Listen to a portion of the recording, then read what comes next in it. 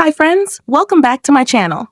Today, in this video, I'm going to show you how to add college or high school on Facebook. Please consider subscribing to my channel and liking this video. Let's get started, guys. Step 1. First, unlock your phone and open the Facebook app. Once the app is open, you'll see your feed with all the latest posts from your friends and followers. Step 2. Now, locate your profile by tapping on your profile picture or your name at the top of the screen. This will take you to your personal Facebook profile. Step 3. Next, locate the Edit Profile option and tap on it. Step 4. Now, scroll down to locate the Edit Your About Info option and tap on it. Step 5. Next, locate the Add Secondary School option and tap on it. Step 6. For the last and most important step, type the college name to save. Then, select Who Can See Your Secondary School and choose the Save option to add college or high school instantly.